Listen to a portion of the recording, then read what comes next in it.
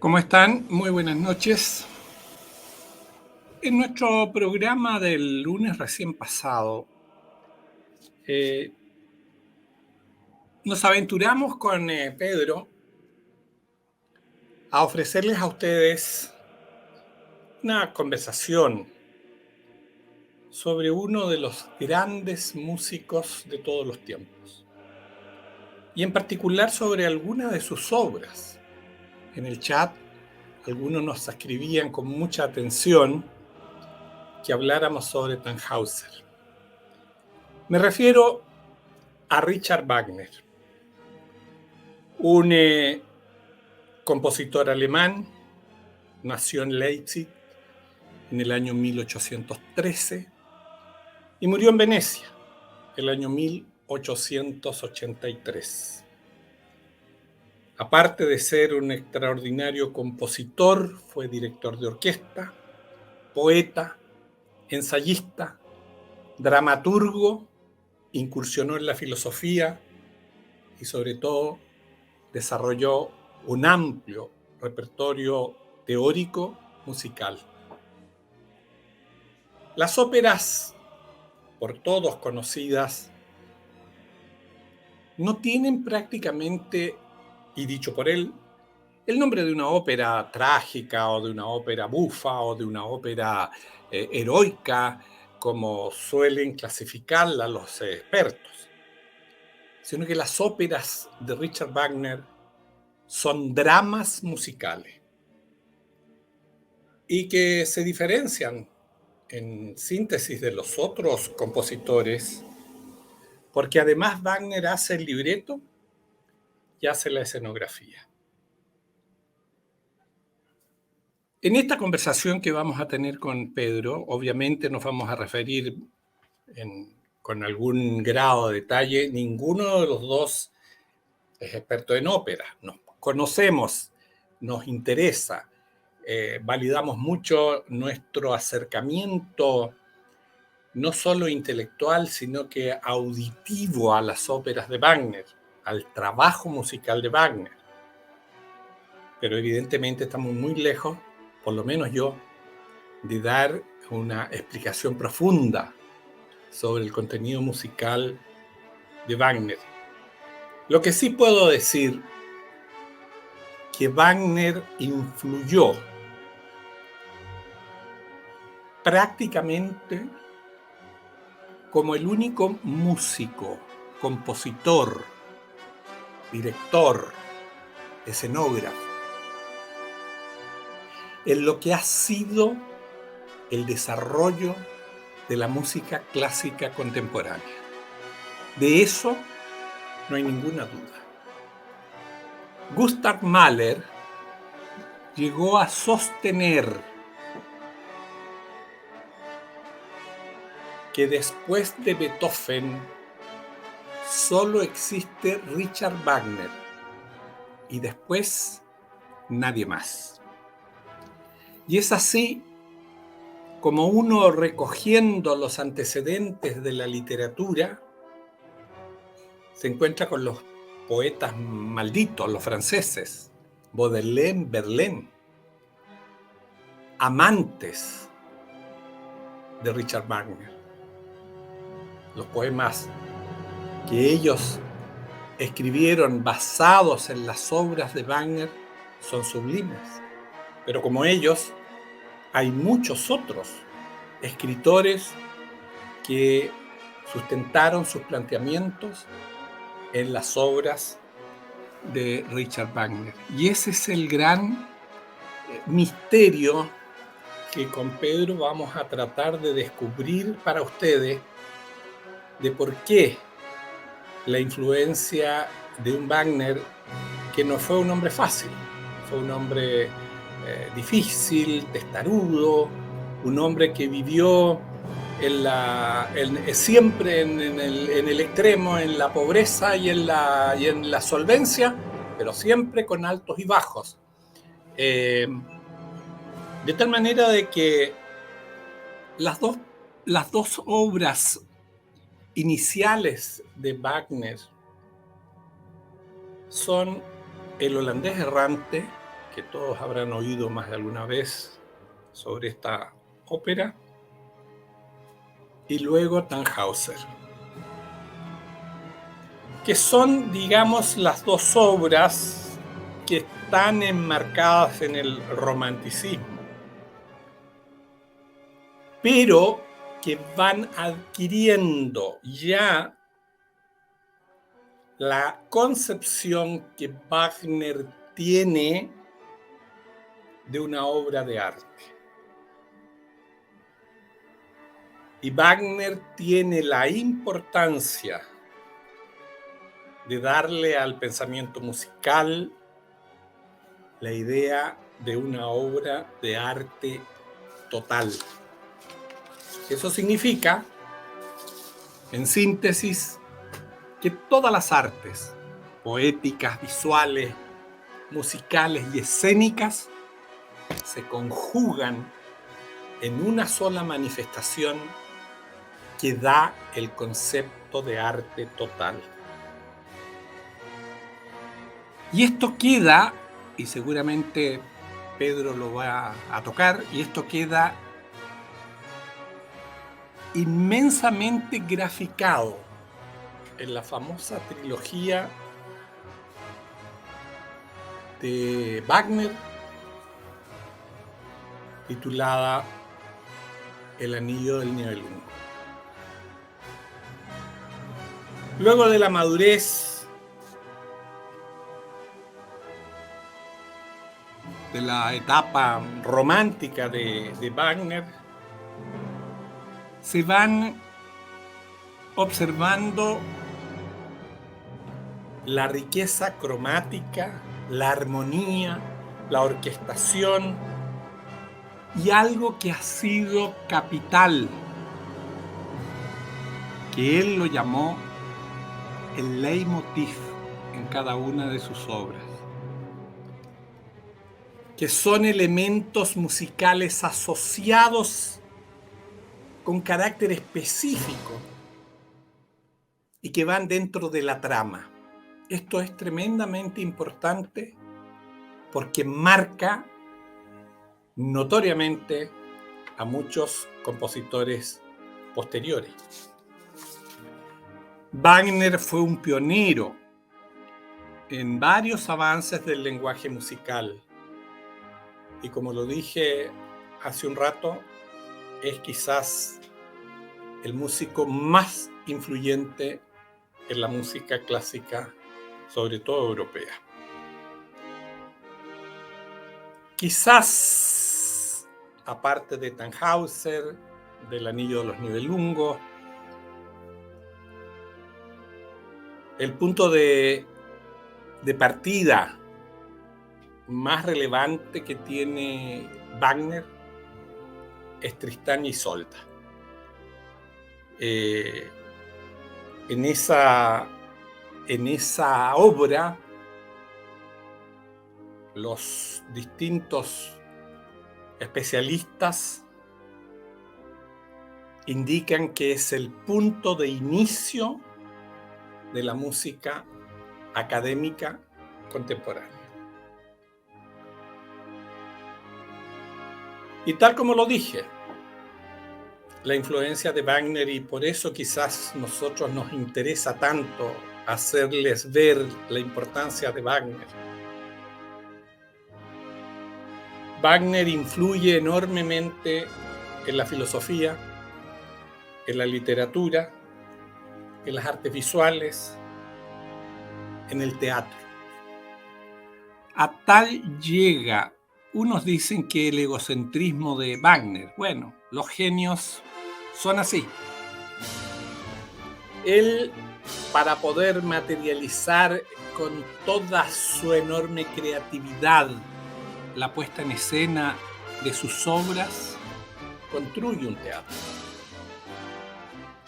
Construye un teatro que hasta el día de hoy funciona y donde se hace uno de los festivales de música clásica más importantes del mundo, el Festival de Bayreuth. Ese teatro, construido en la ciudad del mismo nombre, fue gracias al apoyo irrestricto que siempre recibió en una etapa de su vida del rey Felipe II de Baviera. Entonces, Wagner deja para la posteridad, aparte de sus grandes obras, deja para la posteridad su Mein Leben, mi vida. Es una autobiografía donde él va relatando en primera persona todo lo que ha significado su pensamiento y su quehacer en el mundo del arte. Como información para ustedes, músicos que se inspiraron en Wagner: Arthur Bruckner, Hugo Wolf, César Franck, Henri Duparc, Ernest Chausson, Jules Massenet, Alexander von Cymbeline, Hans Pfister. Y vuelvo a repetir lo que dije hace un momento. Gustav Mahler llegó a afirmar que solo hubo Beethoven y Richard Wagner. Y después de ellos, nadie más. De tal forma que estamos frente a un genio. Frente a un hombre que le dio un concepto a la música completamente distinta desde fines del siglo XIX a toda la primera parte del siglo XX. Tanto es así que dos músicos que no eran precisamente muy amantes de Wagner, Debussy y Arnold Schoenberg, uno representando el modernismo total y el otro la disonancia, lo atonal.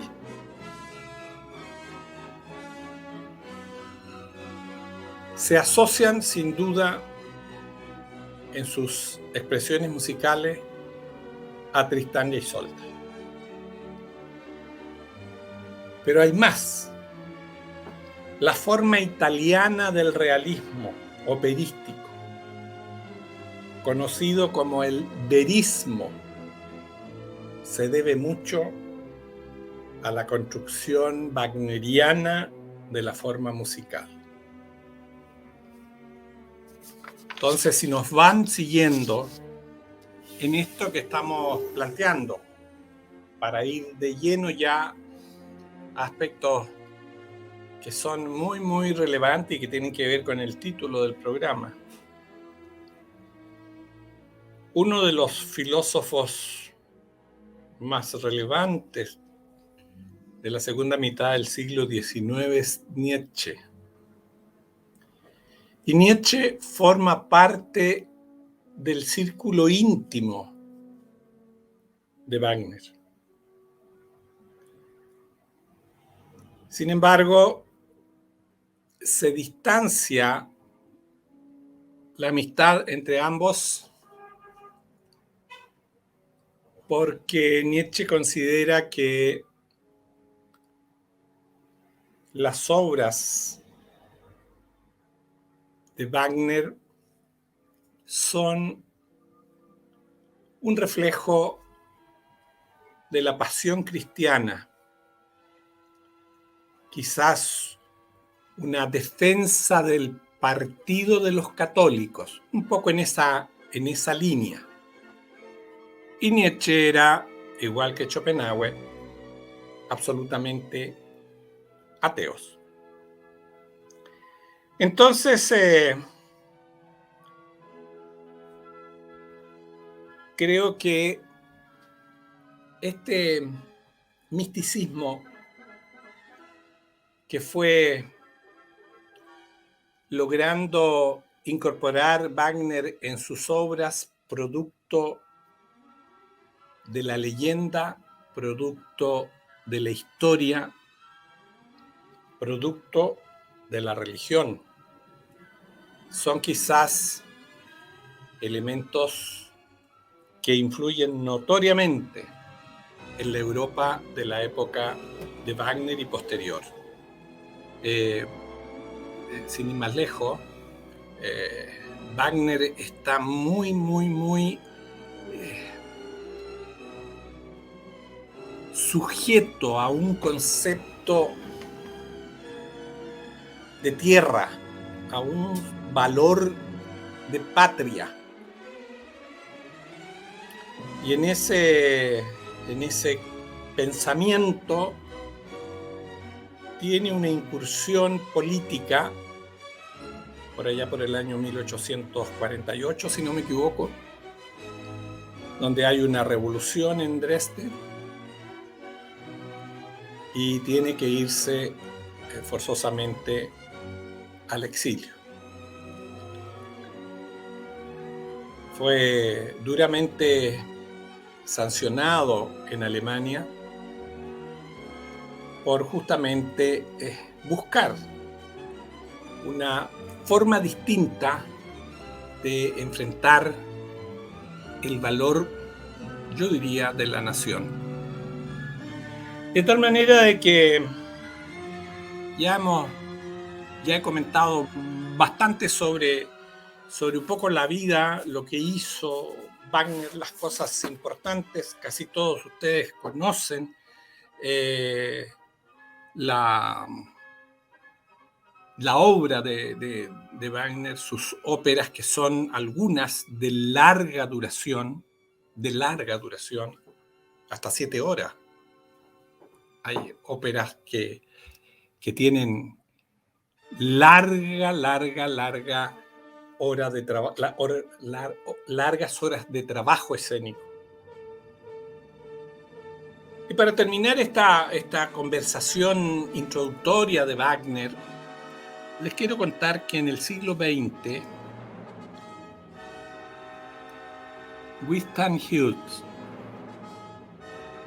denominó a Wagner quizás el mayor genio que jamás ha vivido.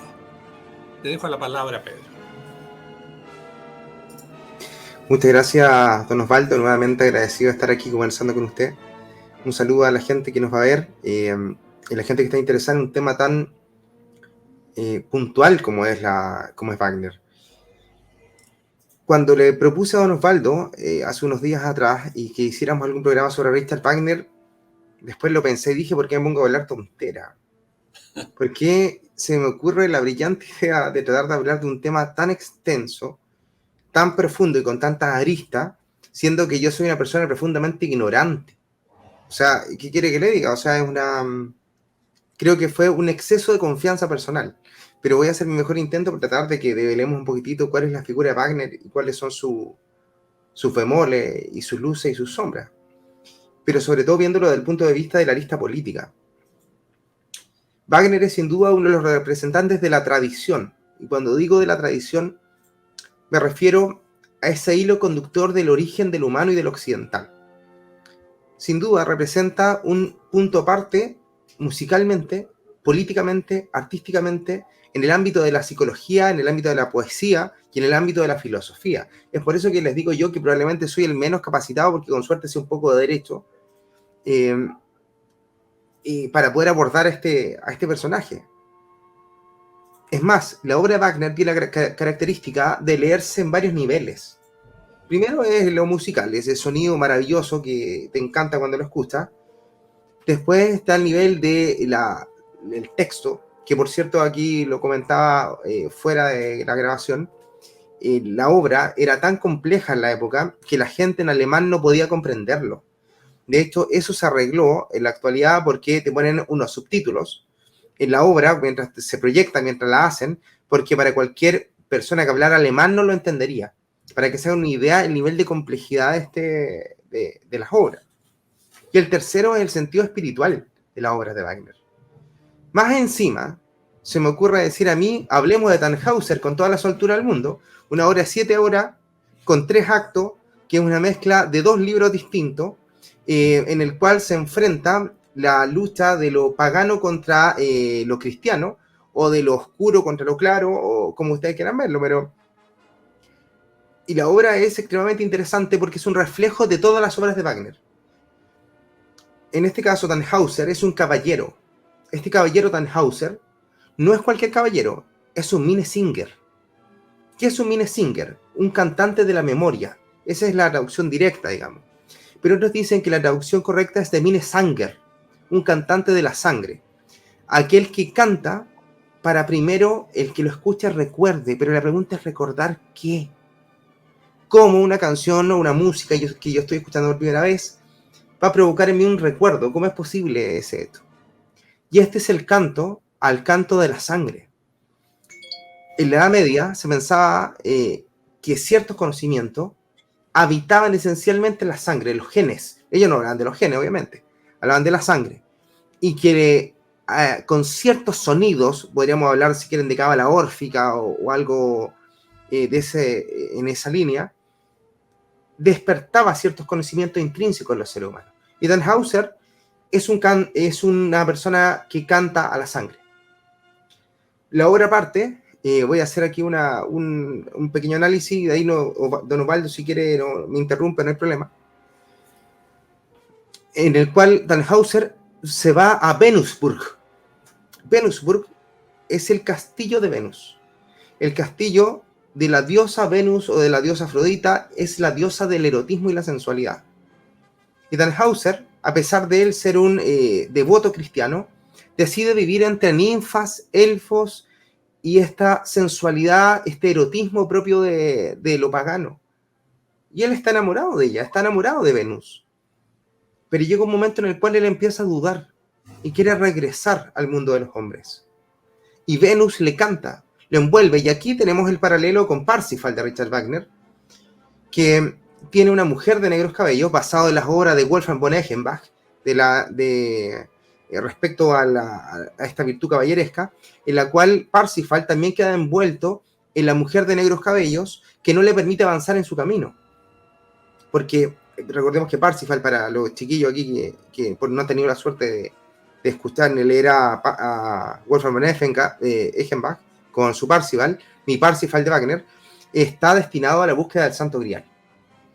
El rey Anfortas sufre y han enviado a Parsifal, el loco puro, a encontrar el Grial, porque aquel que deba de él va a quedar inmediatamente curado de esta herida que tiene el rey Anfortas. Y el rey Anfortas, curiosamente, tiene una herida, no lo dice textual, pero se subentiende, de carácter sexual. Es decir, en un genital está herido. Porque representa que ha sido vencido por la materia. Ha sido vencido por la tentación. Mientras que Parsifal le va a traer la redención, porque es el cáliz de Cristo, que representa la espiritualidad y lo claro y lo puro. Tannhäuser vive exactamente lo mismo. Y para poder liberarse del embrujo de Venus, invoca a una deidad, a la Virgen María. Y al invocarla, a llamar a la Virgen María, ella lo devuelve al mundo de los hombres. Pero cuando llega al mundo de los hombres, y él empieza en la búsqueda de la redención de su peregrinación, por eso el canto de los peregrinos, que seguramente lo van a estar escuchando mientras estemos nosotros hablando, dice que él debe buscar la redención y le hablan de bondades, de que todos van a ser salvos, pero cuando él dice que él estuvo con la diosa Venus y estuvo con ella en el mundo de los paganos, la existencia de los paganos, le dicen tú no tienes salvación y lo quieren matar. O sea, en el fondo lo que le están diciendo, todos estos cristianos pechoños que se están pegando con una piedra en el pecho, cuando llega un verdadero pecador que está dispuesto a redimirse, lo quieren matar. Y esto tiene que ver directamente con la política. Directamente. Porque cuando llega alguien con un pensamiento político que es distinto al nuestro, normalmente los pechoños, cuando digo pechoños de cualquier ideología política, da lo mismo, están dispuestos a cortarle la cabeza, pero no a aceptar sus errores, ni a aceptar su nueva visión o su nueva visión de las cosas. Tannhäuser sigue con su peregrinación, hay por ahí un concurso, pero me lo voy a saltar para ir al meollo del asunto, en el cual va a hablar con el Papa, que tiene que ser el máximo pontífice, el representante de Dios en la tierra, y le cuenta, le dice, padre, Papa, yo, Tannhäuser, he pecado, he caído en la tentación de Venus, he caído en lo profano. Y el Papa, en vez de decirle, hijo, yo te recibo aquí con los brazos abiertos, le dice, no vas a ser perdonado. Es más, vas a ser perdonado cuando de mi báculo crezcan brotes en un báculo de madera seca. Y ahí la hora, en el momento, es terrible, porque Tannhäuser, después del medio viaje que se manda, lo mandan a volar, y empieza a sonar este leitmotiv wagneriano que es tan propio de la obra de Tannhäuser, y el Papa se va enojado, y mira su báculo, y se da cuenta que empiezan a crecer brotes, y que el que iba a ser condenado era él, el Papa, no Tannhäuser. Y Tannhäuser sale y se encuentra con Venus y le dice, ¿te das cuenta? Estos gallos a ti no te quieren. Mejor lo que tenemos que hacer es vuelve conmigo a Venusburg. Pero el camino heroico de la tercera posición, que no cree ni en lo profano ni en lo cristiano, dice que no. Y se encuentra con su amada, que también es parte de este viaje, que no la nombré, pero había una amada, una mujer que él desea con toda su alma y la ama de la manera más pura que pueda existir. Y se da cuenta que la única forma de salvarle la vida a esa mujer es dando su propia vida por ella. Y él muere por esa mujer. Y no se queda ni con Venus ni con el Papa. Y la pregunta es, ¿a dónde llega Tannhäuser?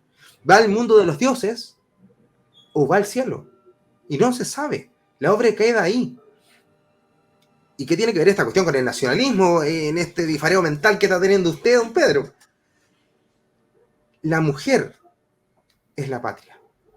En todas las obras de Wagner, la mujer representa la patria. En este caso, la situación en la cual Tannhäuser está con Venus y llama a la Virgen María es el llamado a la patria, a los ideales. A esos ideales puros y prístinos que se tuvieron y que se perdieron, y es el regreso a ella. Y ese momento en el cual él es rechazado por el conservadurismo más extremo, digamos que en realidad no es conservadurismo, sino es simplemente esta visión de sepulcro blanqueado del Papa, porque no tiene nada de santo, porque un santo lo hubiera aceptado, o sea, Jesús lo hubiera aceptado, pero el Papa no, representa exactamente lo mismo, es el rechazo, el ostracismo, porque el héroe debe ser siempre rechazado, siempre. En Las Mil Caras del Héroe, en el libro Las Mil Caras del Héroe, que siempre lo estoy nombrando, el rechazo al héroe y el rechazo del mismo héroe a su propio camino es extremadamente importante, y en Wagner es súper notorio, súper notorio. Y sobre todo cuando nosotros nos damos cuenta que en esta evolución de los héroes, y sobre todo en la tetralogía de los Nibelungos, como bien comentaba Osvaldo, se ve este cambio, este viaje, este camino. Es interesante, lo voy a nombrar directamente aquí, disculpe don Osvaldo que me extienda un poco en este tema, sí, que la tetralogía... No hay problema. Tan extenso como las obras de Wagner. En esta mitología germánica existen la saga irlandesa, y dentro del Cantar de los Nibelungos está primero el Oro del Ring, sí, la Valquiria, Sigfrido y el Ocaso de los Dioses, tetralogía. Aunque la primero es un interludio que podríamos decir que son tres, como bien dijo Don Osvaldo. Pero en este viaje hay algo muy interesante respecto al dios Odín, del cual quiero hacer aquí una pequeña mención. Por eso les digo que este tema de verdad a mí me queda grande, no me considero capaz de desarrollarlo correctamente, pero haré mi intento mortal. Me imagino, aquí parafraseando a unos amigos míos, que seguramente algunos de los que nos estén escuchando, nos estén viendo, pueden hacerlo mucho mejor, y que por favor lo comenten, lo dejen en los comentarios, porque yo no me siento capaz. En el Oro del Ring, Odín es mostrado como un personaje avaro. Representa esencialmente todas las pasiones humanas. Es un dios puramente humano, el cual, para no pagarle a los gigantes por haber hecho el Valhalla, le roba el oro a los enanos. Y en ese robo crea un desastre, porque es en el fondo la ambición y la avaricia de este dios que es demasiado humano.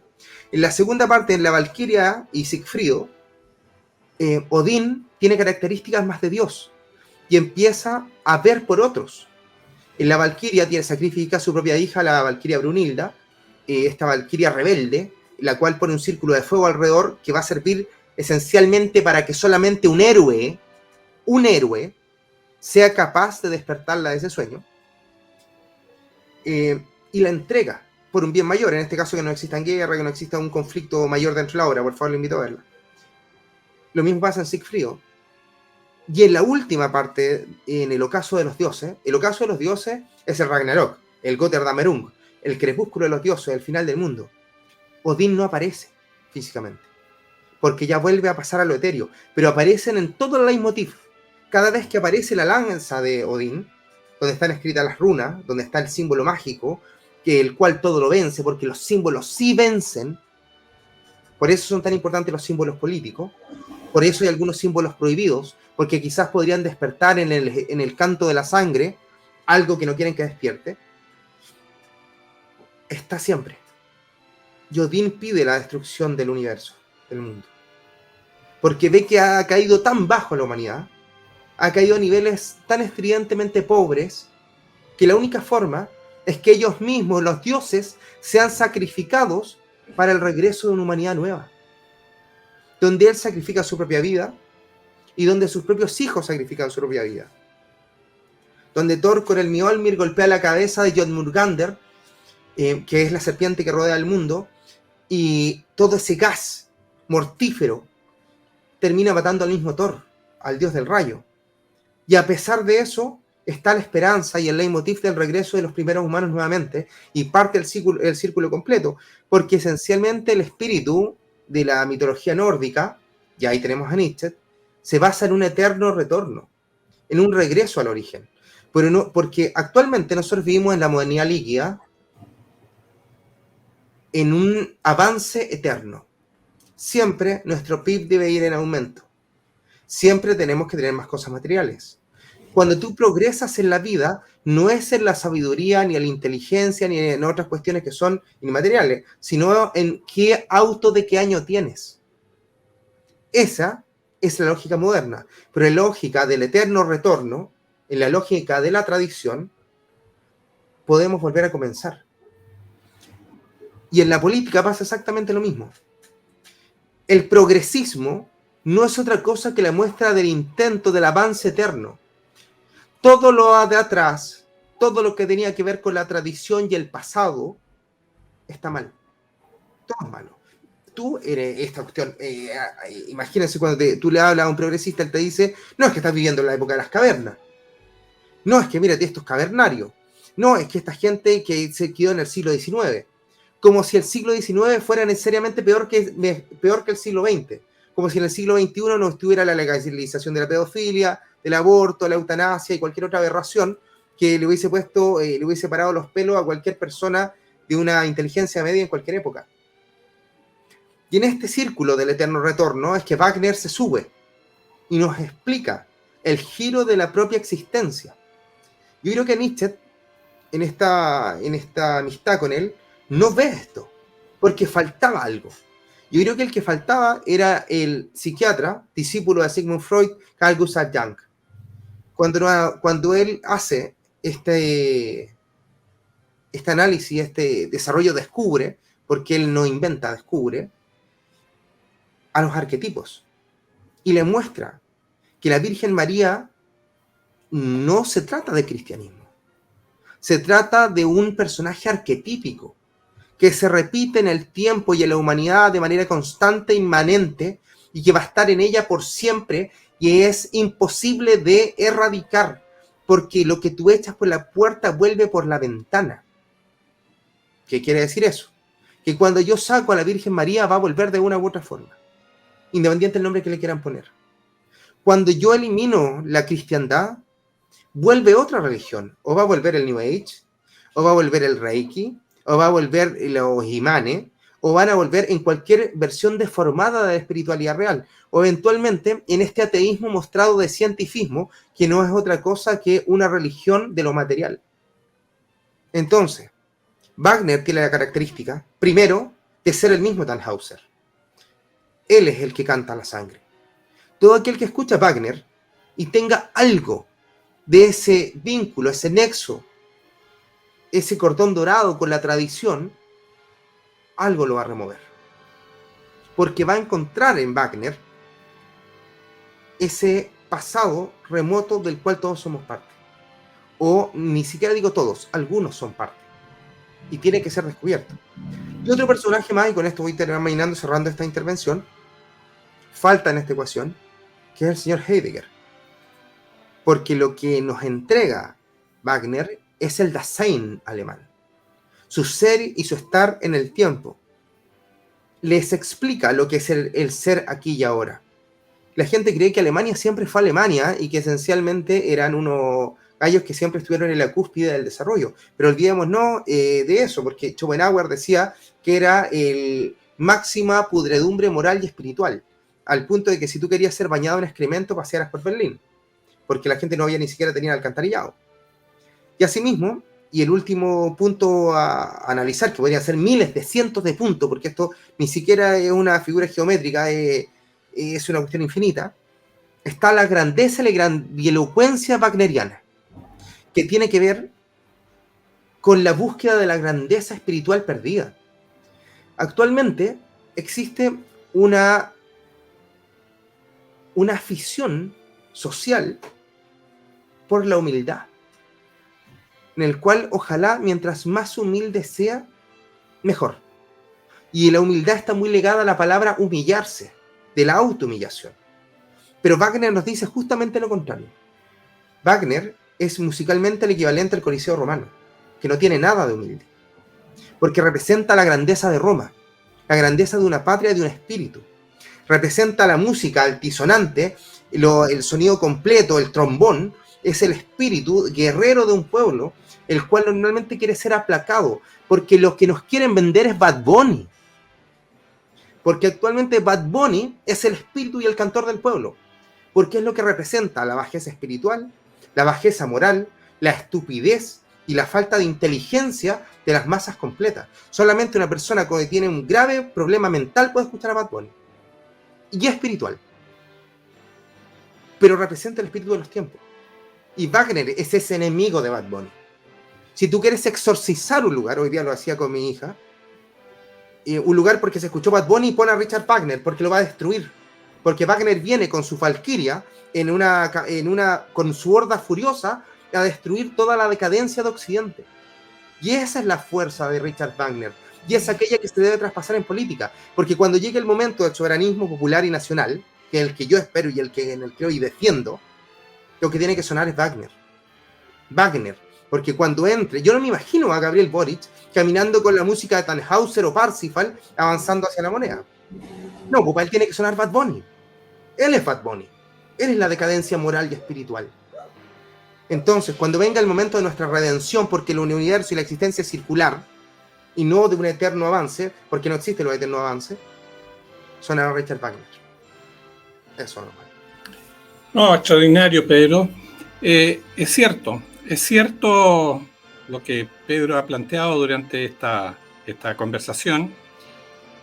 Sin duda alguna que nuestra intención no solo es recrear en el consciente colectivo de los amigos que nos escuchan y de quienes mañana puedan ver el programa en YouTube, es hacerlos meditar sobre el rol fundamental que tienen los símbolos, que tiene la búsqueda del héroe, que tiene el sentido de patria.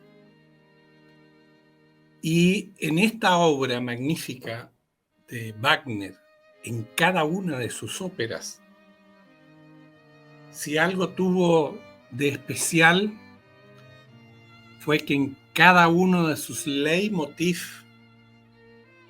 fue planteando la problemática humana, como lo dijo Pedro, frente a la sociedad, la mezquindad, los odios, los rencores, y cómo el hombre podía superar esas dificultades o esas pobrezas del espíritu. Con Tannhäuser, Wagner no escribe una obra de carácter cristiana desde el punto de vista del perdón. escribió una obra sobre la difícil integración del sujeto en la sociedad. Ya lo explicaba Pedro. Sale del nicho de pecado un hombre, va donde puede encontrar la redención, es rechazado. El que lo rechaza, que se supone que es el máximo exponente y el defensor no solo de la fe, sino que del real, le dice que solo podrá ser perdonado en un juego irónico si su báculo alguna vez florece. Y el báculo florece. Con lo cual Wagner está diciendo que quien tenía la posibilidad de otorgar el perdón, de dar la posibilidad de un camino, es el condenado. O sea, ahí hay todo un juego de carácter ético, de carácter moral. En esta integración que busca Tannhäuser a la sociedad, también se habla sobre el deseo y sobre el orden, sobre la frustración y sobre el exceso. Todo eso está planteado en Tannhäuser. Y esta obra no es, si uno lo mira desde el origen, para solo los alemanes, ni tampoco para todos los cristianos. Wagner escribió una obra sublime sobre nosotros mismos. Y ese es el valor que tiene Tannhäuser.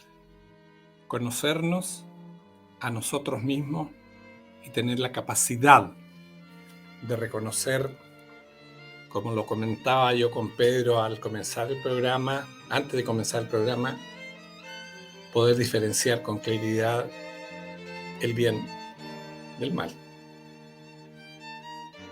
Las pasiones, las malas pasiones, sin duda alguna, que son aquellas que Odín representa en la otra ópera famosa de Wagner, quien quiere, sin duda alguna, destruir el mundo. Bueno, lo estamos viviendo. Odín está presente en el posmodernismo. Odín está presente en la nueva izquierda. Odín está presente en la refundación. Odín está presente en querer olvidar lo que somos como pueblo, como nación.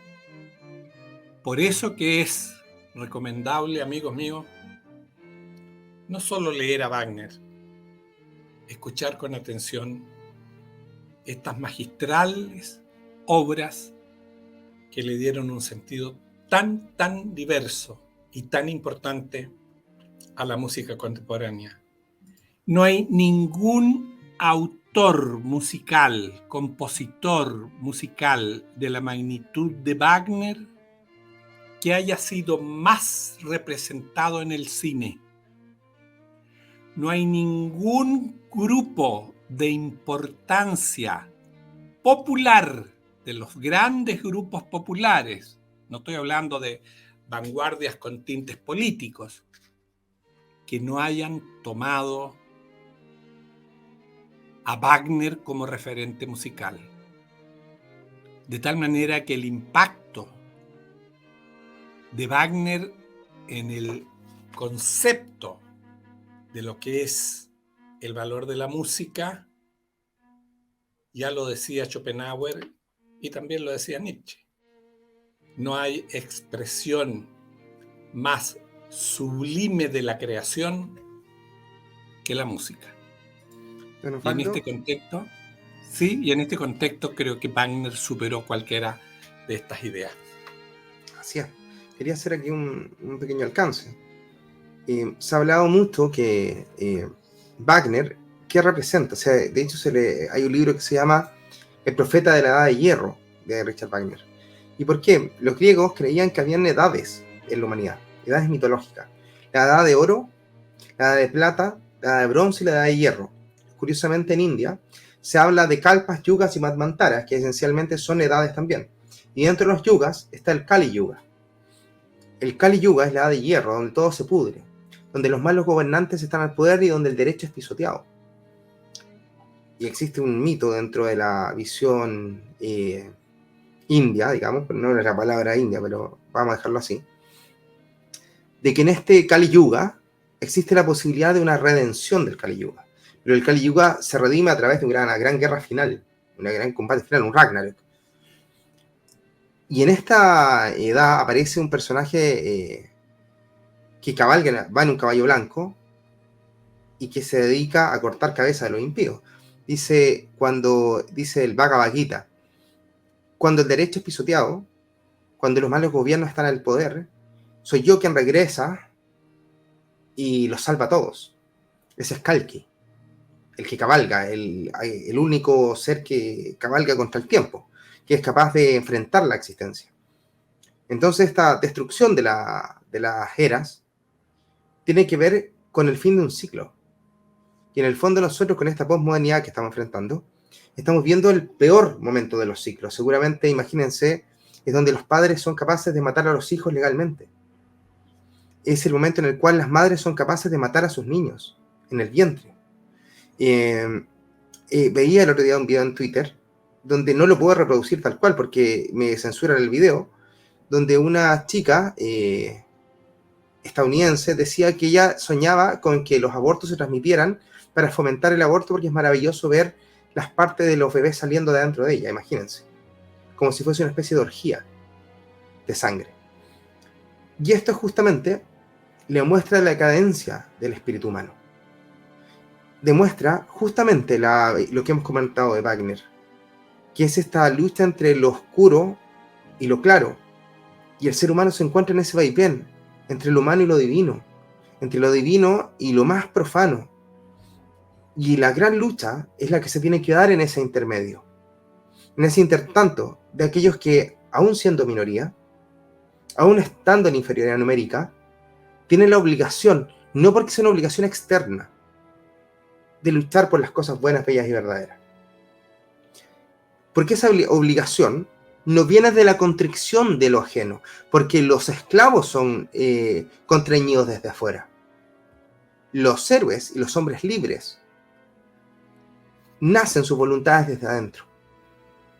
Cuando una persona, cuando un chileno es capaz de amar su patria, algo totalmente abstracto, que no es más que una idea de algo. Porque siempre el progresismo llega y me dice, la patria no es más que una construcción social. Sí, lo es.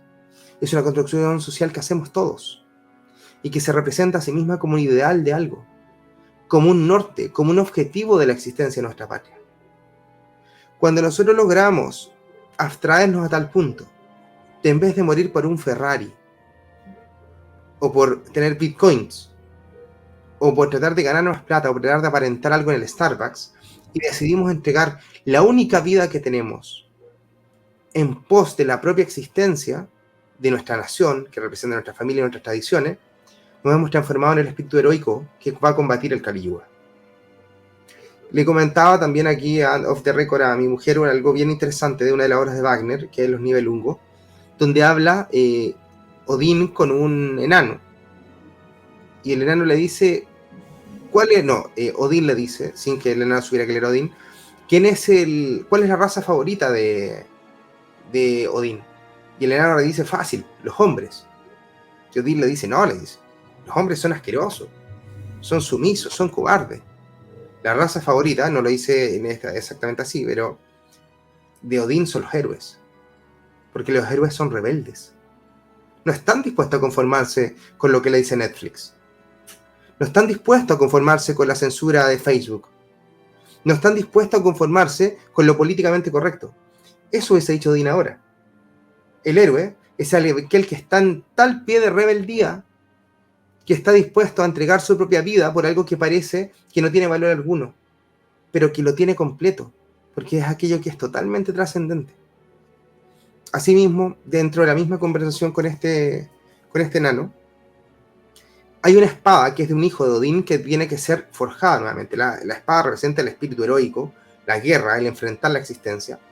Y el enano tenía los trozos de la espada. Esta espada es una espada mágica, una espada que otorga los dioses. Y le dice, mira, yo con todo mi fuelle y con todos mis martillos no soy capaz de derretir esta espada y volver a forjarla. Y Odín le responde, mira, querido enano del Frente Amplio, tú no estás llamado a forjar esa espada heroica y guerrera. Porque ni tus manos, ni tu fuego, ni tu fuelle, ni tu martillo puede traer de vuelta esta espada mágica. Tenemos actualmente una casta política que tiene la patria en pedazos en las manos. La tiene completa, despedazada. Es una espada mágica. Chile tiene esta forma de espada. Pero para que deje de estar desmembrada, tiene que ser forjada por un héroe. Esa es la respuesta de Odín.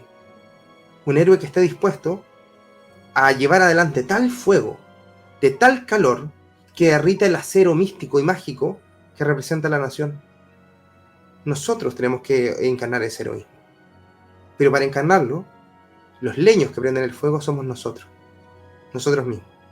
Los leños que tienen que estar dispuestos a quemarse por completo para encender la hoguera de la nación.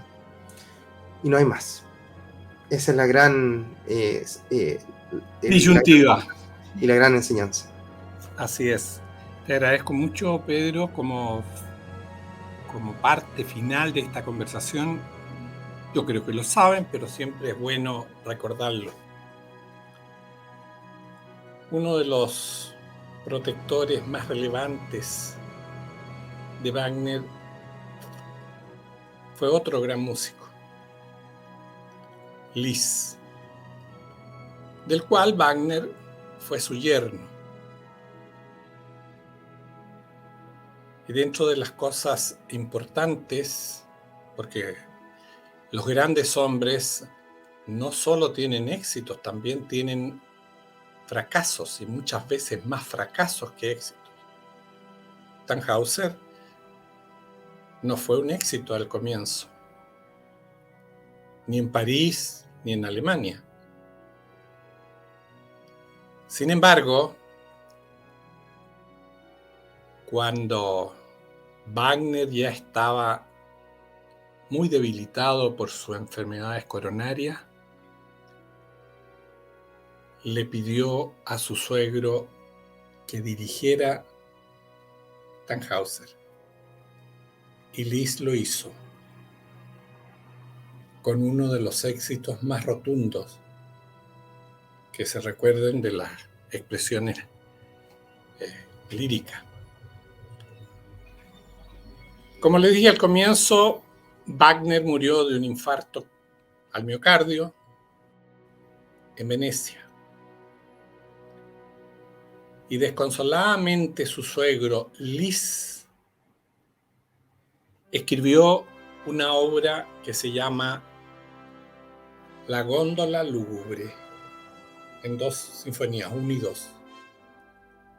Y eso está en la tumba de Richard Wagner, donde está enterrado. Lo que quiero explicar con eso es que la trascendencia de Wagner va más allá de cualquier discusión o de cualquier interpretación, porque las hay. Tuvo también muchos personas del mundo de la música, críticos famosos de la época, que condenaron a Wagner. Y curiosamente, como les dije delante, Debussy y Tchaikovsky, que no lo querían mucho a Wagner, pero si uno revisa más de alguna de las obras de ellos, hay indudablemente influencias de Wagner aunque sea en DBC, para ironizar ciertos aspectos de la expresión musical de Wagner, pero está. De tal manera, queridos amigos, que tengo la esperanza de que los hayamos motivado. Es un tema, como dijo Pedro, tremendamente profundo y de enorme alcance. Este barniz que hemos expresado esta noche apunta fundamentalmente a que tengan en consideración que los grandes hombres que fueron capaces de darle sentido a la gran creación supieron lo que era el amor a la patria y el valor de la naturaleza del ser. Wagner es uno de ellos. Muy buenas noches y muchas gracias.